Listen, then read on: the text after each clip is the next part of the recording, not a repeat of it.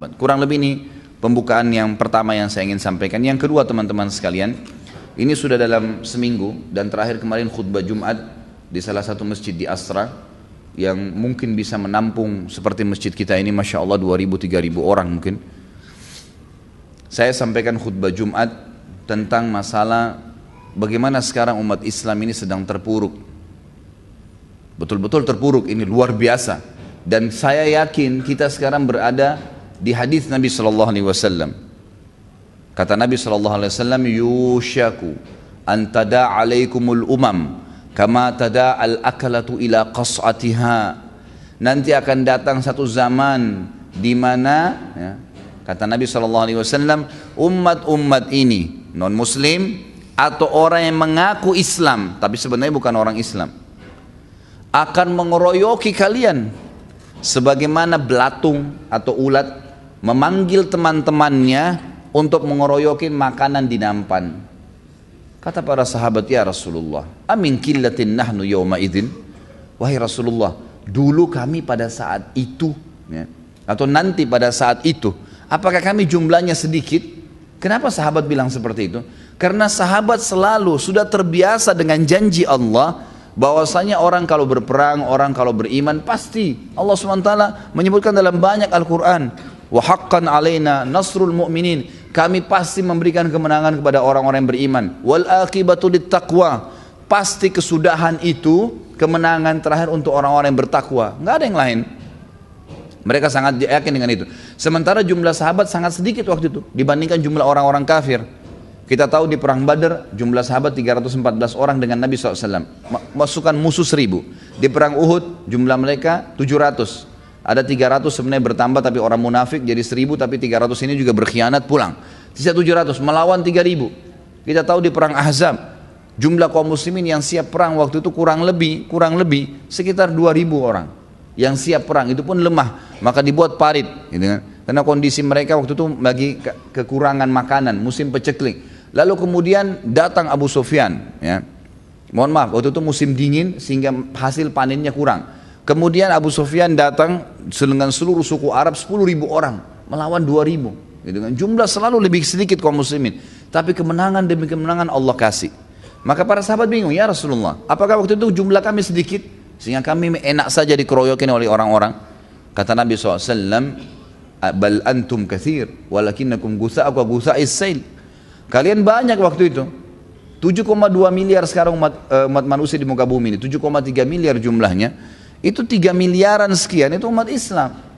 Kita setengah umat Islam seluruh dunia dari seluruh suku, ini setengah penghuni bumi sekarang. Banyak sekali. Tapi kalian seperti buih di lautan.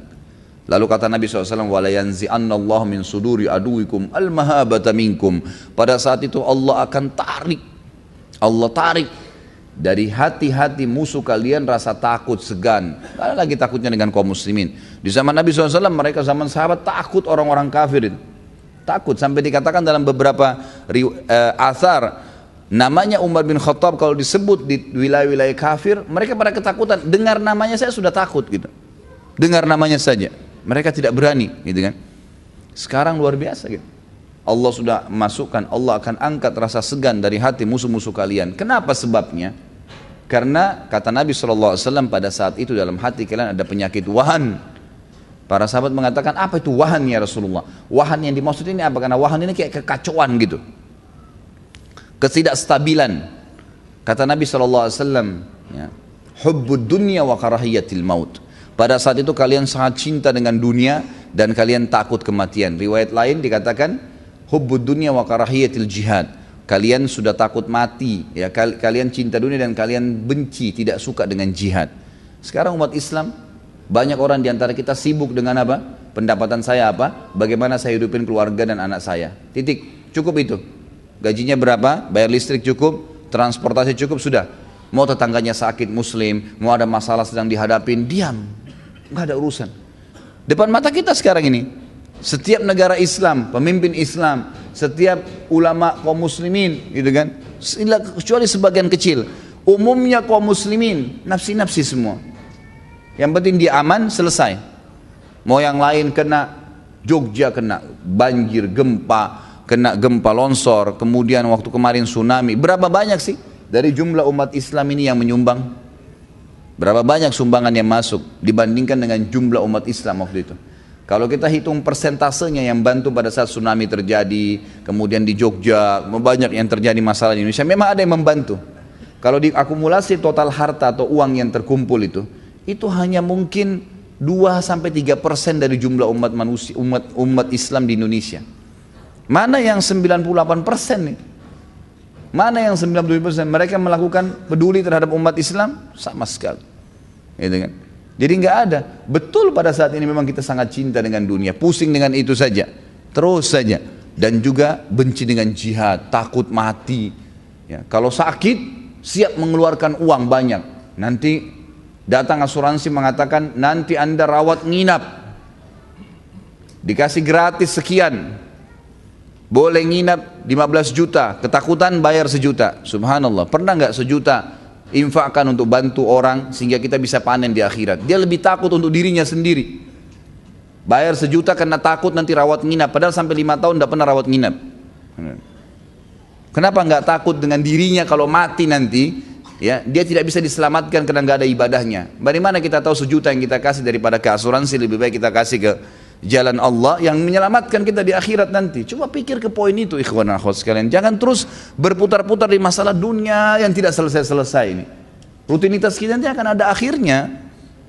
Kita bangun pagi, mandi, sarapan, keluar aktivitas, kemudian siang lagi, sore, malam lagi tidur. Ada subhanallah orang-orang Islam begitu, cuma tahu makan, minum, tidur, kerja, selesai.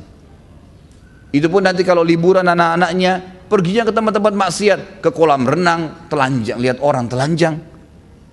Banyak ikhwah-akhwat kita kadang-kadang begitu. Kenapa kok ke kolam renang? Ya anak-anak lagi liburan Ustaz. Subhanallah. Jadi majelis taklim bukan hiburan.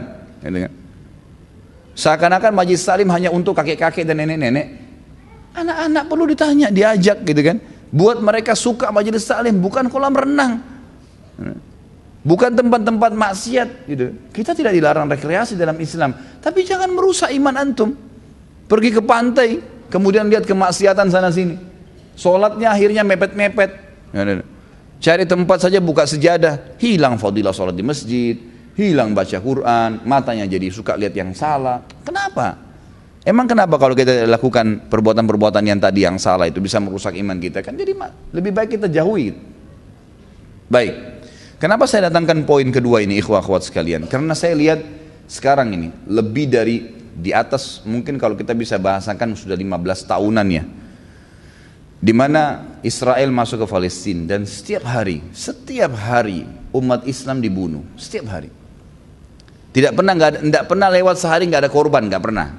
Minimal luka parah, maksimal mati 3, mati 5 tiap hari. Pernahkah kita yang hadir di sini saja tanya diri masing-masing, berdoa, sisipkan saja dalam doa, tidak usah bicara harta deh. Doa saja, dari doa kita minta panjang umur, sembuh dari penyakit, diberikan pekerjaan, berdoa, ya Allah tolong saudara kami di Palestina, berikan kemenangan. Saya yakin ikhwah akhwat sekalian, 10% saja dari umat Islam, dari 3 miliar 300 ribu orang Islam berdoa, itu hancur Israel. Semestinya begitu kita berpikir. Tapi berapa persen yang berdoa ini? Itu pun kalau berdoa kadang-kadang buru-buru, subhanallah. Sekarang umat Islam dirusak, diperangi dari dalam oleh orang Yahudi sendiri, tapi berkedok Islam. Itulah Syiah. Syiah ini orang Yahudi teman-teman sekalian. Dibentuk oleh orang Yahudi, Abdullah bin Saba. Fakta sejarah mengatakan itu, harus yakin dengan itu. Kita punya buku-bukunya, fakta-faktanya. Abdullah bin Saba orang Yahudi, pura-pura masuk Islam. Dan di zaman Uthman bin Affan, dia menyebarkan fitnah mengatakan bahwasanya ya, Abu Bakar sama Umar sengaja mengambil khilafahnya Ali. Sama Uthman dikeluarkan karena dia masih ngaku Islam, dia berkedok Islam, dikeluarkan. Apa yang terjadi? Dia buat ya, tim demonstran, kemudian masuk memprotes Uthman sampai terbunuh Uthman. Buku-buku ahli sunnah semua sepakat. Ahli sunnah siapa? Yang mengikuti sunnah Nabi SAW mengatakan yang membunuh Uthman bin Affan adalah Abdullah bin Saba, si Yahudi yang pura-pura masuk Islam. Kita punya buku sejarah, ini bukan karangan saya ini. Kemudian di zaman Ali jadi khalifah, dia masuk, disebarin fitnah baru. Abu Bakar, Umar, Uthman, karena Uthman sudah mati, dia bilang juga mengambil khilafahnya Ali. Sama Ali ditangkap di depan orang-orang semua, lalu Ali tanya, Apa kau yang mengatakan kalimat itu? Bahwasanya Abu Bakar, Umar, Uthman merebut khilafah saya dan saya lebih afdal daripada mereka. Kata Abdullah bin Sabah, iya, memang dia mau sebarin fitnah. Kata Ali, kau harus taubat, kalau tidak saya akan hukum kamu dengan haddul muftari, hukum cambukan bagi pendusta, 80 kali jerat. Lalu kata dia, saya tidak mau, karena saya yakin memang kamu, memang itu fitnahnya dia yang dia ingin sebarin tengah-tengah umat. Lalu yang terjadi, kata Ali, kalau kau tidak mau taubat juga saya akan kisos kamu, kau akan dibunuh karena kau menyebarkan fitnah. Semua sahabat tidak ada yang khilaf bahwasanya rentetan Abu Bakar, Umar ini paling afdal di kalangan sahabat. Sudah kita jelaskan tablik akbar yang lalu, pada saat jelaskan Abu Bakar dan Umar panjang lebar 4 jam lebih. Lalu apa yang terjadi teman-teman sekalian? Kata Ali, saya akan bunuh kamu. Dia bilang, kalau kau bunuh saya wahai Ali, kau adalah Tuhan. Sampai pada fitnah yang lebih besar, dibunuh sama Ali. Abdullah bin Sabah dalam sejarah ahli sunnah dibunuh oleh Ali radhiyallahu anhu. Pemahaman Syiah, kalau orang pakai akal sehat, dia akan faham ternyata pemahaman ini bukan dari Islam. Al-Quran yang Allah subhanahu wa ta'ala telah katakan dalam kitabnya masyhur, ayat ini kekal, bukan karangan saya, firman Allah. A'udzubillahi minasyaitonir inna nahnu nazzalna dzikra wa inna lahu lahafidun. Kami turunkan az-dzikra, yakin Al-Quran sempurna dan kami akan menjaganya. Tidak ada satu huruf pun dimasukkan kecuali pasti akan terbongkar. Nggak mungkin, dijaga oleh Allah subhanahu wa ta'ala. Itu ciri khasnya Al-Quran. Dan ini ulama semua sudah sepakat, dinukil banyak riwayat berhubungan dengan masalah ini. Kemudian mereka mengatakan tidak, Quran ini kurang. Allah bilang dijaga, kau bilang kurang, siapa kamu itu? Berani benar ngomong begitu. Kemudian mereka lagi menghardik, sebenarnya tujuannya Abdullah bin Sabah ingin menghina Nabi Muhammad SAW langsung, tapi dia tidak bisa. Kalau dia hina langsung Nabi Muhammad SAW, ketahuan kedoknya. Maka dia hina orang-orang yang terdekat dengan Nabi SAW, Abu Bakar dan Umar. Siapa 2 orang ini? 10 orang jamaah surga, mertua Nabi SAW. Apakah mereka lebih hebat dari Nabi? Nabi maksudnya SAW salah pilih mertua. Anda saja bisa pilih mertua yang benar. Ada teman saya Sunni bertemu dengan seorang Syiah di Jakarta, dia cerita, tapi saya tidak ketemu waktu itu. Dia bilang, saya ketemu sama satu orang Syiah, teman saya tanya, bagaimana keadaan antum? Baik, alhamdulillah. Bagaimana istri? Baik. Istri anda baik? Ya baik. Soleh, solehah, patuh. Bagaimana mertuanya? Oh, mertua saya sehat, semuanya baik-baik. Berarti kamu lebih hebat daripada Nabi ya? Loh kok bisa? Loh iya, kan bagi kamu mertuanya Nabi itu orang kafir. Dan mertua kamu orangnya hebat, baik. Istri kamu soleh, tapi kamu mengkafirkan dan melaknat serta menuduh berzina istrinya Nabi Muhammad SAW. Berarti kau lebih hebat dari Nabi dong. Diam dia, tiba-tiba nggak bisa ngomong. Pemahaman yang tidak masuk di akal sudah. Anehnya ada umat Islam yang terpengaruh, kafirkan sahabat. Lalu simbolnya cinta ahlul bait. Demi Allah teman-teman sekalian, mereka tidak cinta ahlul bait, dusta. Yang mencintai ahlul bait adalah ahli sunnah yang sebenarnya. Kita mengatakan Ali radhiyallahu anhu. Adakah ahli sunnah yang mengatakan Ali bukan sahabat? Adakah pernah ahli sunnah berani mengatakan Ali itu kafir atau salah? Gak pernah. 4 jam tabligh akbar kita kemarin semuanya kelebihannya Ali radhiyallahu anhu. Bagaimana pujian sahabat terhadap beliau, dan kita selalu memuji beliau, dan kita yakin khalifah Rasyid yang keempat masuk dalam keemasan ya, dari masa keemasan Islam di awal, yaitu Khulafaur Rasyidin, yang kata Nabi SAW berpegang pada sunnahku dan sunnah Khulafaur Rasyidin setelahku. Fatimah Al-Batul radhiyallahu anha, kita selalu memuji, mengatakan radhiyallahu anha. Hasan dan Husain, kita mengakui sabda Nabi SAW, Sayyidu Syabab Ahli Jannah, pimpinan anak mudanya surga. Itu pernyataan ahli sunnah. Husain terbunuh di Karbala, kita mengatakan Husain mati syahid, yang membunuhnya zalim. Nggak ada ahli sunnah mengatakan Husain kafir misalnya, kita membenci. Ini kan sekarang dibuat kesannya di tengah-tengah umat oleh orang-orang Yahudi yang membuat pemahaman ini. Kesannya kita ini membenci Ali, membenci Ahlul Bait, membenci Hasan Husain. Dari mana ini? Tidak ada pemahaman yang bentrok antara ahli sunnah dengan Syiah yang sekarang mereka angkat simbolnya. Nggak ada, gitu kan? Kitab Ahlul Bait kita hormatin. Bahkan mereka hanya membatasi Ahlul Bait hanya kepada Ali, Hasan, Husain dan Fatimah. Sementara ahli sunnah lebih global.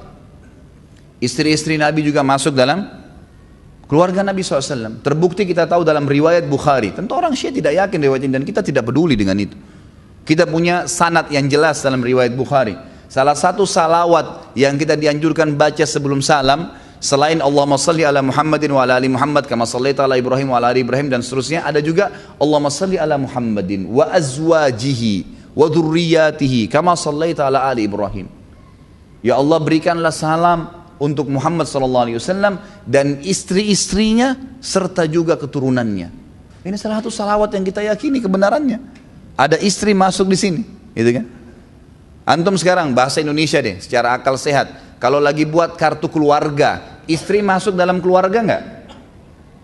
Orang Syiah kalau ditanya itu dia bingung jawab tuh. Istri antum masuk dalam keluarga nggak? Masuk. Bahkan setelah nama kepala keluarga si laki-laki langsung istrinya, bagian daripada keluarga itu. Jelas, gitu kan? Kalau kita mengatakan masuk dalam keluarga, bagaimana caranya tidak? Secara akal sehat saja, itu sudah jelas. Ada statement bahkan yang hampir mereka sepakati, mereka mengatakan Nabi Muhammad, kita mengatakan sallallahu alaihi wasallam, Allahu a'lam mereka. Mereka mengatakan statement bahwasanya Nabi Muhammad sallallahu alaihi wasallam masuk surga tapi kemaluannya di neraka. Statement itu dilempar. Alasannya karena menikah dengan Aisyah. Siapa kamu itu?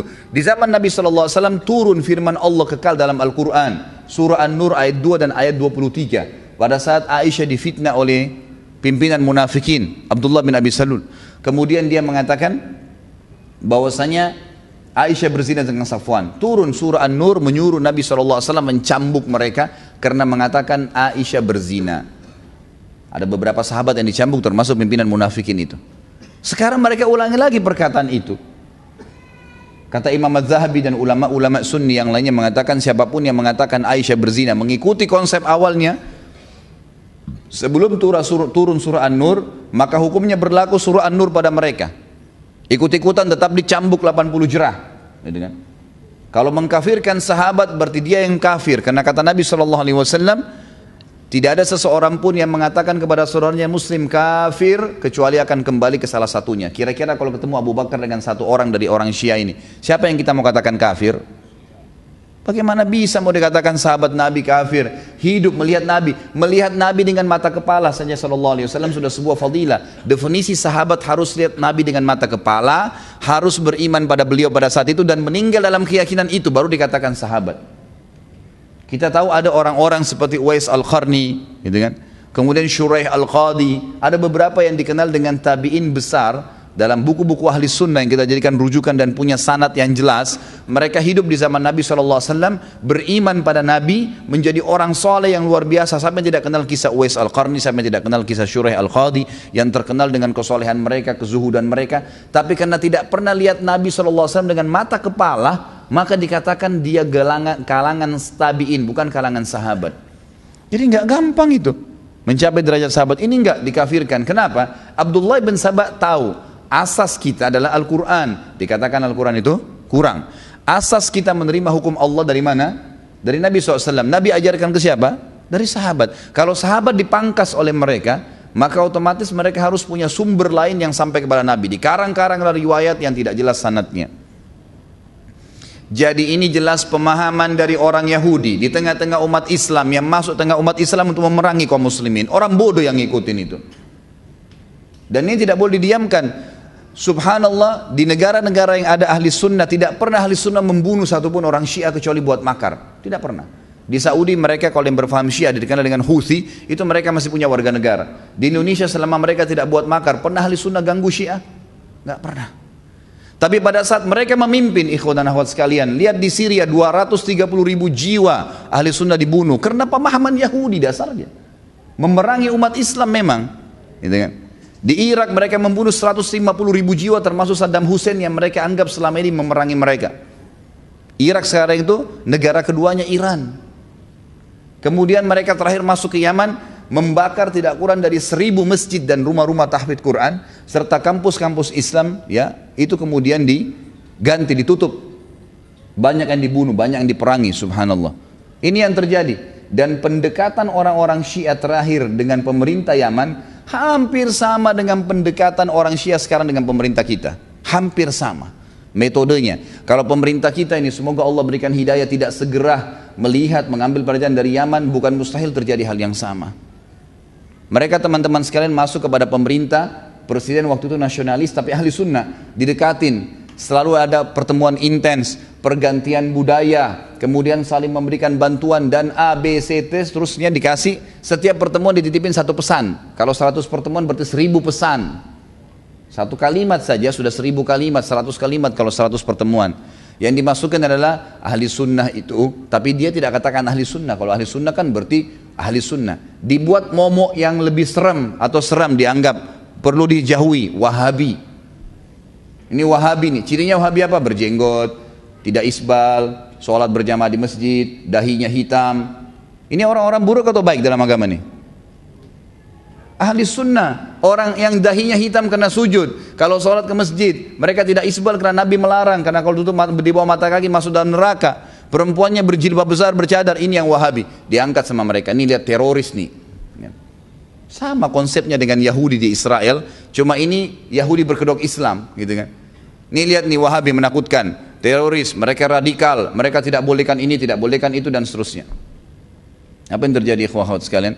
Pemerintah Yaman nangkapin tuh ulama-ulamanya ahli sunnah. Setelah ditangkap-tangkapin, orang Syiah sudah merasa tidak ada lagi gangguan. Yang terjadi apa? Mereka lalu membuat pasukan militan mengkudeta pemerintah. Baru berapa hari saja mereka kudeta pemerintah Yaman, mereka sudah pasang di jalan-jalan pelang-pelang besar, itu fotonya Khomeini. Siapa Khomeini? Coba antum baca dia sejarahnya. Orang Yahudi. Subhanallah, baru mau dikatakan ayatullah. Ayatullah dari mana ini? Ayat syaitan iya. Bagaimana caranya dikatakan ayatullah ini? Mereka berani menyebutkan dalam bukunya innali a'immatuna. Saya baca dalam kitab Al-Kafinya. Manzilatan la yablughu malakul manzilatun la tablughu malakul mukarram wala nabiyyun mursal. Kami ini imam-imamnya Syiah punya kedudukan yang tidak mungkin dijangkau oleh para malaikat dan juga nabi-nabi. Maksudnya kedudukan apa ini? Allah, kedudukan ketuhanan. Orang harus faham kalimat-kalimat yang luar biasa. Fitnah-fitnah terus ditanamkan di tengah-tengah umat. Ini berbahaya sekali. Mereka lakukan itu, lalu mereka mengeluarkan statement, nanti musim haji ini kami akan serang Mekah dan Madinah. Presiden Yaman tulis surat kepada negara-negara Turk di sekitarnya, 6 negara termasuk Saudi, Raja Salman, semoga Allah menjaga beliau. Coba bantu kami ini, diserang, gitu kan? Subhanallah, di hari-hari sekarang orang-orang Syiah di Indonesia harus disampaikan nih kepada kaum muslimin dan sampaikan kepada semua orang intens menemui presiden dan wapres kita, intens menemui mereka. Lalu kemudian tidak mungkin pertemuan tersebut tidak diberikan pemahaman, cekokan, bantuan dari Iran ini segala. Dan sekarang ini ada ratusan ribu jumlahnya orang-orang yang masuk pengungsi dari Iran. Kenapa harus mengungsi di Indonesia? Negaranya nggak apa-apa, gitu kan? Mengungsi dibiayai hidupnya. Bagaimana ini bisa? Saya tidak mengatakan pemerintah kita salah ya, sebab kita pasti ahli sunnah mendukung pemerintah. Yang salah kita ingatkan. Saya menganggap ini sebuah kekeliruan yang harus diingatkan. Itu mereka Syiah masuk, ya. Bahkan ada beberapa teman-teman yang heran, mereka-mereka ini kalau secara fisik bukan kayak manusia biasa, kayak orang-orang yang sudah terlatih militer. Ngapain masuk ratusan ribu orang ke Indonesia? Bukankah sudah ada pelajaran di Yaman dulu? Bukankah MUI kita, bukan saya, MUI Indonesia yang sudah diakui dari seluruh ormas Islam mengatakan bahwasanya Syiah sesat? Bukankah ulama-ulama sudah mengingatkan, gitu kan? Bukankah sudah ada pelajaran dari negara-negara sebelumnya? Maka itu yang terjadi. Sekarang di tengah-tengah umat mereka masuk menyerang umat Islam, gitu kan? Itu yang terjadi. Harus hati-hati nih. Sisipkan doa kita di situ. Dari sisi lain, saudara-saudara kita di Myanmar sekarang, di Burma, Rohingya yang kita tahu, luar biasa. Saya lihat gambarnya nggak masuk di akal saya, ikhwah sekalian. Ada manusia seperti mereka ini luar biasa. Ini teroris yang sebenarnya ini, bukan orang yang berjenggot, bukan orang yang sholat di masjid, bukan yang dahinya hitam. Ini teroris nih, bisa subhanallah membakar anak kecil. Saya lihat gambarnya sendiri, anak kecil diikat di satu kayu yang panjang. Kemudian ada satu orang Buddha dipegang dari sebelah sana, sebelah sini satu, terus dibakar, dipanggang kayak bakar kambing. Manusia loh ini, anak kecil lagi. Sedangkan seorang militan saja, prajurit perang, kalau ditangkap, kemudian mau disiksa, mungkin tidak ada penyiksaan di dunia terjadi pernah dipanggang seperti kambing begitu. Anak kecil, perempuan digantung, dibuat traumatis hanya alasan karena mereka Islam. Satu rumpun loh ini ya, warna kulitnya sama, paras wajahnya mereka sama, bahasa mereka sama. Itu saja sudah cukup sebenarnya membuat mereka tidak buat macam-macam. Dan statement internasionalnya, Presiden Myanmar mengatakan apa? Kami tidak ingin Myanmar seperti Indonesia. Kenapa Indonesia? Karena pada saat umat Islam menjadi banyak, mereka akhirnya mendominasi. Memang selama ini kenapa kalau Indonesia didominasi orang Islam? Pernah nggak ada Presiden Indonesia dari Soekarno sampai sekarang yang kita tahunya Islam walaupun mereka kebanyakan nasionalis? Pernah nggak ada yang menyiksa orang kafir? Bahkan orang Islam yang kadang-kadang masih ada yang di nomor 2 kan, gitu kan? Tidak ada masalah dengan umat Islam pada saat memimpin sebenarnya. Jadi seakan-akan simbol ini mau perang agama, mereka tidak takut sama sekali. Negara Myanmar itu kecil. Saya kadang-kadang bercanda di pengajian saya, kalau orang Indonesia, tidak usah Indonesia, orang Jawa Barat datang ke sana meludah tenggelam tuh. Tapi berani hilang rasa takut kepada umat Islam, nggak ada. Seperti yang Nabi SAW katakan, karena kita betul-betul sudah tidak peduli dengan agama ini. Maka teman-teman sekalian, yang saya ingin simpulkan dari semua poin kedua ini adalah, mari tunjukkan kepedulian kita kepada umat Islam, saudara-saudara kita. Kata Nabi SAW, man lam yahtamu bi umuri muslimin falaysa minhum. Siapa yang tidak peduli dengan perkara muslimin bukan dari golongan mereka. Sumbang harta, sumbang doa. Di masjid yang saya sholat di dekat rumah saya, alhamdulillah saya jadi imam di situ. Kalau dari subuh saya kunut nazilah. Semalam juga maghrib isya, kalau duhur asar kadang-kadang saya ada taklim, saya sholat saya jadi kunut nazilah. Saya katakan, selalu saya sampaikan kepada jemaah saya di situ, bahwasanya kita akan kunut nazilah sebagaimana Nabi SAW kunut nazilah sebulan, mendoakan agar suku-suku Arab yang membunuh 70 sahabat penghafal Quran itu dibunuh oleh Allah SWT, dihancurkan oleh Allah SWT. Ini sudah saatnya kita membaca kunut nazilah. Berapa banyak imam-imam kita yang baca kunut nazilah, ikhwah-ikhwat sekalian, dihitung jari. Kepedulian kita sangat kecil sekali. Insya Allah teman-teman panitia juga akan mengumpulkan bantuan, sisihkan bantuan itu. Ingat, bantuan yang kita keluarkan, sedekah yang kita keluarkan, manfaat utamanya bukan kepada penerima. Kepada siapa? Kita sendiri. Kita sendiri yang dapat manfaatnya. Dia hanya sekedar beli baju, beli makanan, beli minuman, habis. Tapi antum dapat pahala yang antum panen hari kiamat, meninggikan derajat di surga, selamat dari neraka. Jangan 1000-2000 terus, nggak selesai 1000-2000 ini. Makanya juga rezekinya cuma 1000-2000 terus datang dari Allah, gitu kan. Coba keluarin yang besar dengan keyakinan. Perhatikan nanti bagaimana Talha bin Ubaidillah berinfak, luar biasa. Yang sebelumnya Abu Bakar, Umar, Uthman, Ali yang kita jelaskan.